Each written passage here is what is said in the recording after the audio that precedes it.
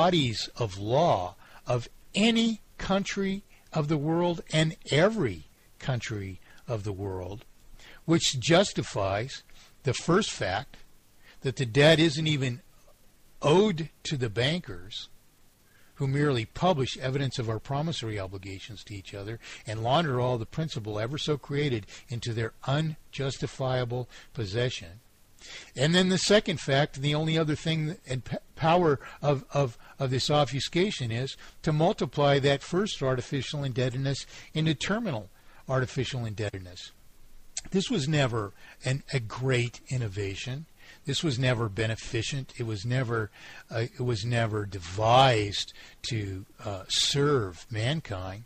It was instead devised exclusively to exploit mankind, unless its innovator had exactly the wrong conception of what they were doing, because all its powers are is to exploit.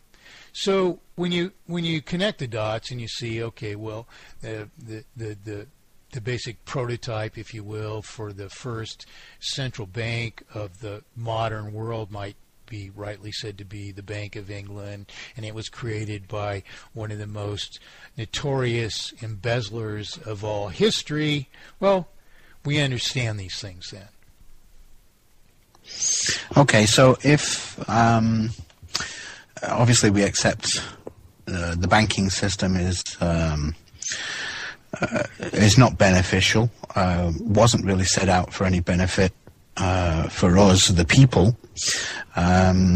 You've gone into descriptives of why the gold standard cannot work, or any other precious metal type standard either, because there just isn't enough out there to maintain the credit requirements of the world itself. What I think has happened, though, at some point, because of the explosion of the fractional reserve and the increase in the credit, there was a point where it must have had some benefit to industry and the world as a whole, because of what seems to have happened over the last 100, maybe 150 years. There's an expansion and an explosion of productivity based on all of this, this extra credit and fractional reserve capability. So I believe some good has come from it, but the implementation of it is wrong, and that's the next step we need to settle. But do you agree that there was some benefit or not? I absolutely disagree. Okay, go ahead. That there's any benefit at all, ever. And let's illustrate this. We'll go back to my parable of perfect economy, where we had a man who raised fowl, and he built the facilities to double his production the next year, and he approaches his neighbor who grows feed, and he had been growing feed to sufficient feed to serve his industrial production up to that time, but didn't have suitable further land, or for whatever reasons. He approaches his neighbor, and he propositions his neighbor to grow additional feed in exchange for so much of the additional production of his crop of chickens, fowl. Well, now, here we have, likewise, an increase in production. And if a third party, a person that neither of these two men knew, intervened upon their arrangement, their contracts to deliver to each other, their promissory obligations, made evident on promissory notes, the actual contracts. If this third person intervened, as a central banking system does, and it said, no, you over there and you over here cannot issue your promissory obligations to each other on your paper. They have to be issued on our paper.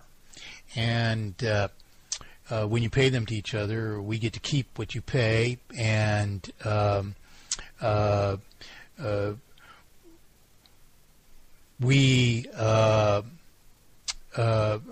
impose interest upon you because, of course, earned wealth is at risk, and of course no earned wealth is at risk at all. We have two pieces of paper. And this requires us to maintain a vital circulation by perpetually reborrowing interest and principal as an ever greater sum of debt until we suffer a terminal sum of debt. And we look at all history. The very reason that Kondratiev had a pattern to observe is the pattern of failure. Nothing whatever is contributed to the arrangement by the purported banking system. Nothing augments industrial production by imposing this intervention upon our monetary affairs.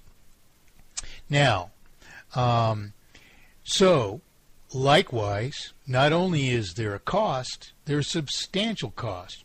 First of all, in the fact that all the principal isn't retired from circulation. In other words, I'm not disagreeing on a personal level. I'm giving you all the math of this. It's just basic, simple, elementary accounting.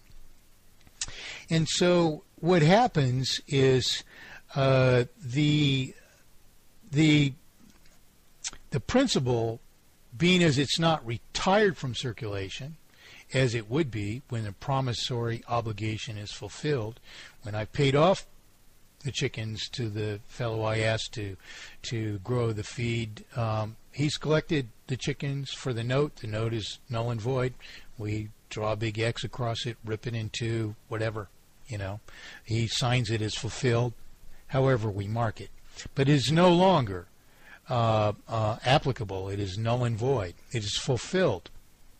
And that's the natural life cycle of a promissory obligation, and that's very important to preserve, to have a proper economy, because if you don't do that, you can't possibly have a circulation which reflects the remaining value of all related property.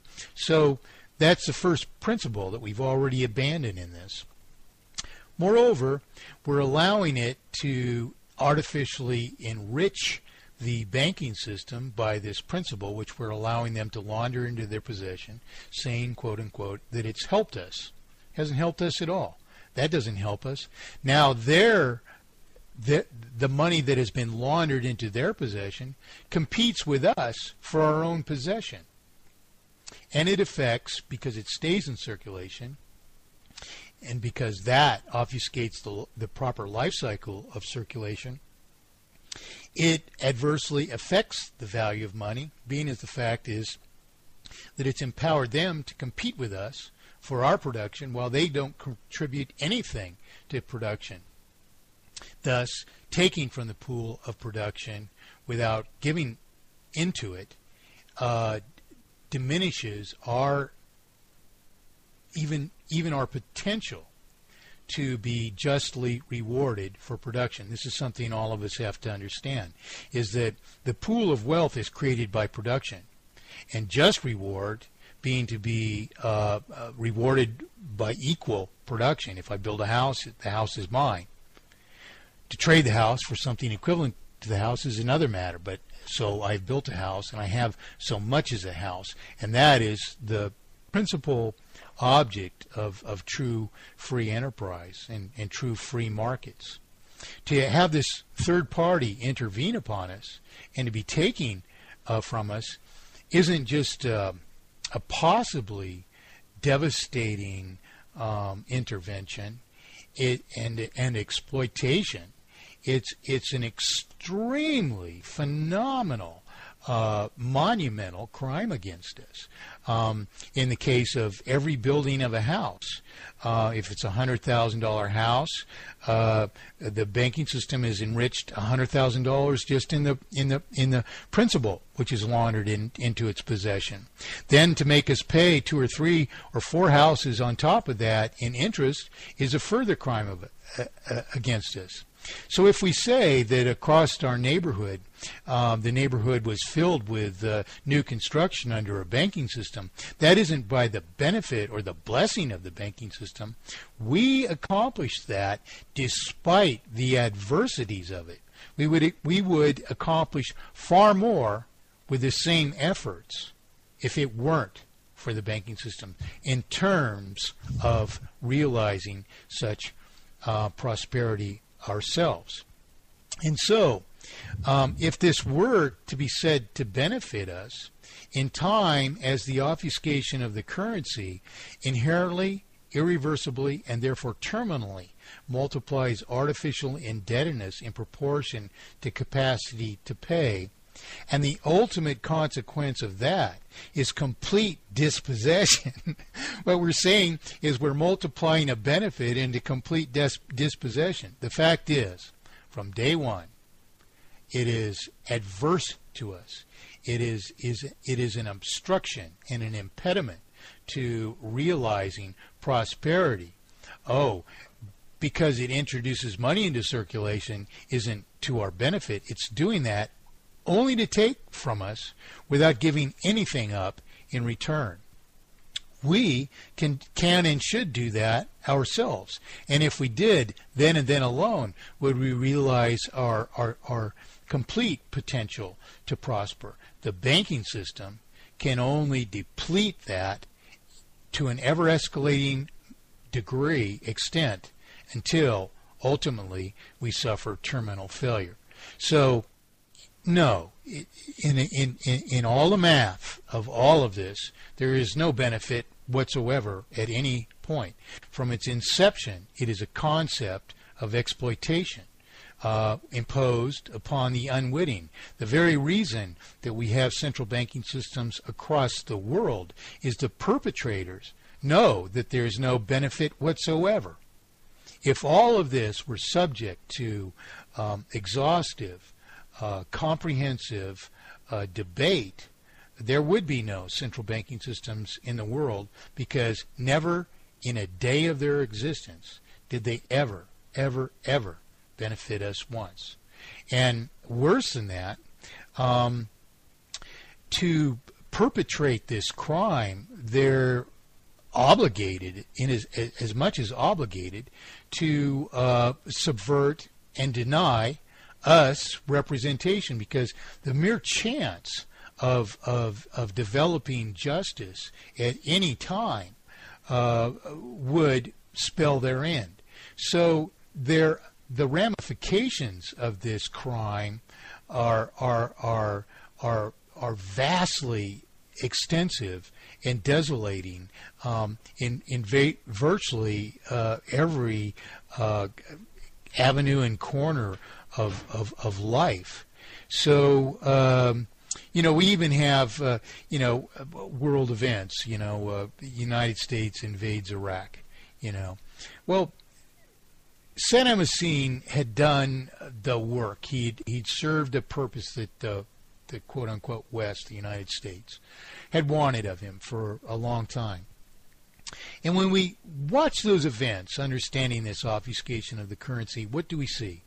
We see that Saddam Hussein was taken down only when he committed and announced that he would do this, that he would quit trading oil in dollars. He would create this oil bourse, which would trade oil in other units of currency. Well, this signals, of course, a lack of faith, and a rightful lack of faith, in the quote-unquote dollar, which isn't a dollar at all. Doesn't conform to the definitions of a dollar at all, and long hasn't. It's gone through many changes, and it's all of them are inevitable consequences of this obfuscation of the promissory obligation. So we take Saddam Hussein down then, and we're ostensibly liberating Iraq. But when you watch the history, you see that they got a central bank long before they got a government. And so this is a further consequence of central banking, of what we call central banks. which is a lie. They're not no more banks or storehouses of value than they are beneficent